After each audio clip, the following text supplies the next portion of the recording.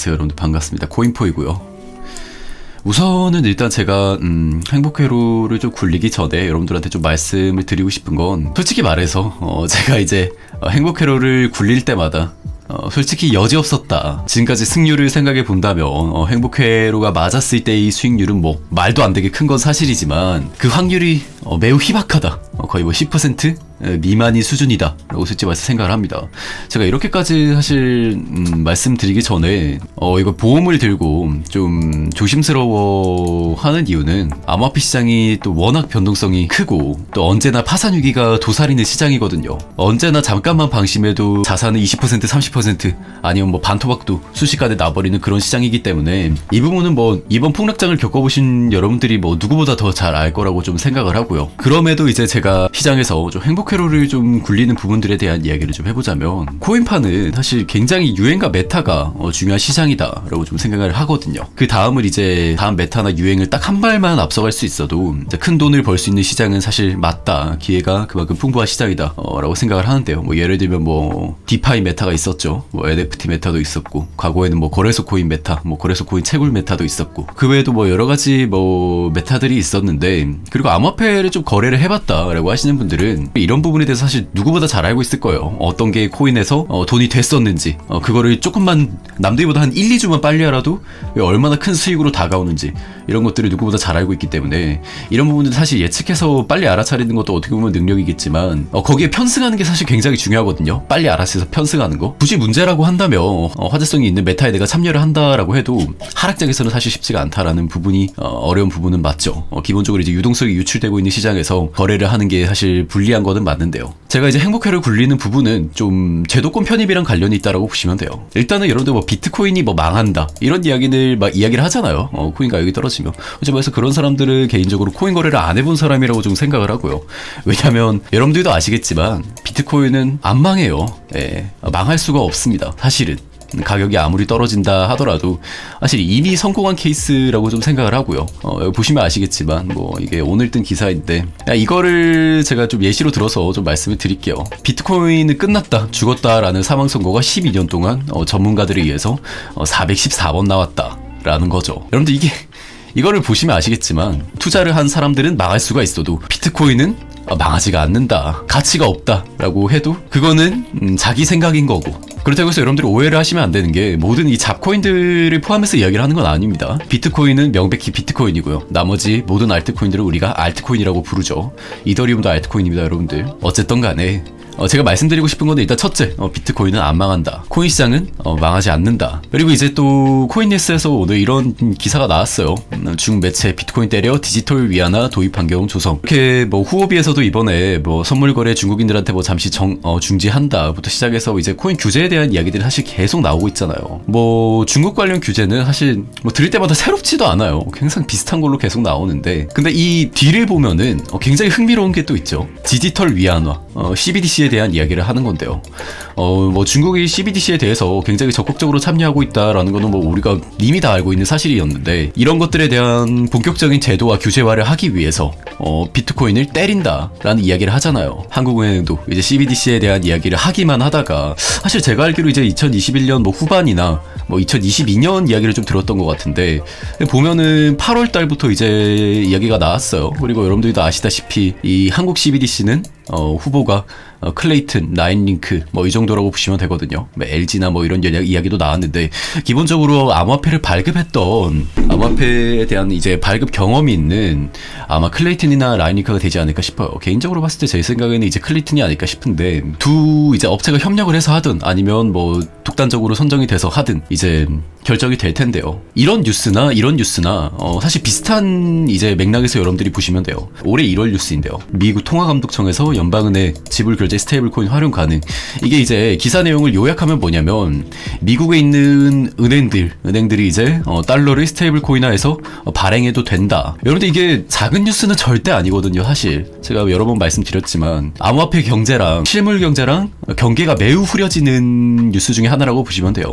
그래서 암호화폐 시장으로서의 어떤 유동성, 유입이 더 많아질 수 있는 뉴스 중에 하나다. 실제로 암호화폐 시장은 워낙 작은 시장이니까 또 포텐셜이 있는 거고요. 그런 부분에서. 그런데 제가 이제 좀 이야기를 하고 싶은 거는 CBDC 들어오면 비트코인 망한다. CBDC 되면 뭐 모든 코인 다 종이 쪼가리 된다. 이런 이야기를 많이 하잖아요. 근데 그런 사람들도 개인적인 판단으로는 비트코인 거래 해본 적이 없는 게 아닌가라는 생각을 좀 하거든요. 제 말 무슨 말인지 이해하실 분들은 이해를 좀 하실 텐데 좀 설명을 좀 드리자면 제 좀 개인적인 생각으로는 이게 CBDC가 만약에 활성화가 되면은 디파이 시장이나 암호화폐 시장이 더 활성화가 되고 또 시장 유입이 많아지면 많아졌지 줄어들지는 않는다, 작아지지는 않는다라는 게 제 생각이에요. 이거는 달리 놓고 봐야 되거든요. CBDC는 사실상 중앙화된 화폐가 맞죠. 솔직히 이야기해서. 이걸 어떻게 탈중앙화라고 우리가 얘기를 할 수가 있겠습니까? 정부에서 하는 건데. 비트코인이랑 CBDC는 완전히 달리 놓고 봐야 돼요. 사실은. 어쨌든 중요한 거는 여러분들 이거를 다 놓고 보면은 결국에는 뭡니까? 물밑에서 이런 제도화되는 작업들을 지금 일반인들한테 가서 물어보면 10명 중에 9명은 모를 겁니다. 10명 중에 9명은 모르겠지만 물밑에서는 다 이런 작업들이 매우 빠르게 진행이 되고 있다라는 게 중요한 거죠. 그리고 이 속에서 우리는 기회를 찾는 거고 CBDC는 이제 센트럴라이즈드 뱅크 디지털 커런시라고 해가지고 이제 중앙화된 암호화폐를 이야기합니다. 그러니까 원화를 코인으로 발행한다고 생각하시면 좋아요. 중국에서는 위안을 이미 디지털 화폐를 발행을 해서 한 1년간 테스트를 하고 있고 미국에서는 스테이블 코인을 통해서 또 하려고 하고 있고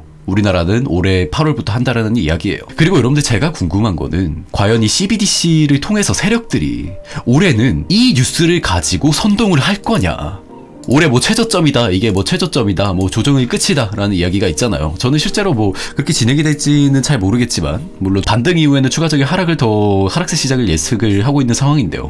제가 궁금한 거는 행복회로에 대한 부분은 뭐냐면 과연 2017년 18년도에 ETF를 가지고 세력들이 선동을 해서 이 시장을 끌어올렸으면 이번에는 과연 CBDC를 가지고 그 짓을 할 거냐라는 게 제가 궁금한 부분인 거예요. 오늘 이야기의 핵심입니다. 이 부분이.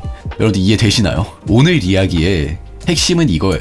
예를 들면은 여러분들 뭐 업비트에서 메타디움, 뭐 메디블록 이런 것들 여러분들 뭐 가지고 올라갔죠? 백신 여건이나 이런 것들 가지고 올라갔잖아요. 그리고 DID 메타, 분산 신원증명 메타 해가지고 올라갔었잖아요. 그거 가지고 진짜 엄청 올렸었는데 한국 시장을. 그런 분위기로 몰아가려면 뉴스가 필요한 건 사실 맞거든요.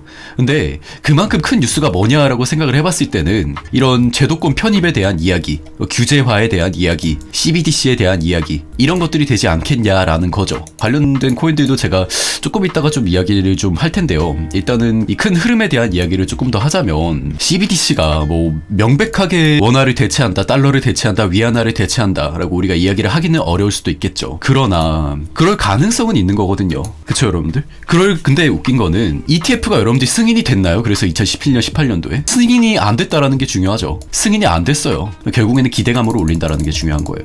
그쵸 여러분들? ETF는 정작 이때부터를 기준으로 해서 약 4년간 통과가 안 됐다. 정작 저걸로 올렸는데 그러면 뭔가요? CBDC가 안 되더라도 상관이 없다는 거예요. 재료로 쓰기에는. 이게 진짜 사용이 안 된다 하더라도 재료로 쓰는 거에는 별 큰 상관이 없다라는 게 중요한 거고, 물론 CBDC가 이제 아직 초창기죠. 벌써부터 우리가 뭐 왈가왈부 할 필요는 없을 텐데요.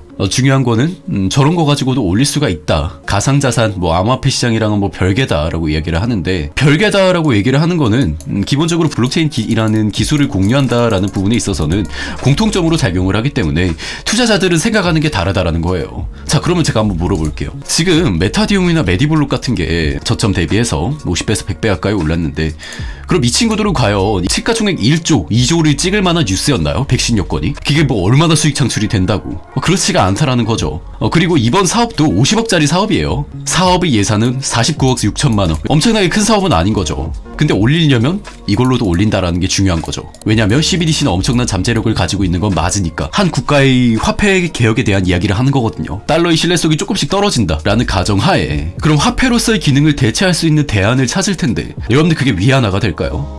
CBDC가 될까요? 저는 위안화는 절대 안 될 거라고 생각을 하거든요.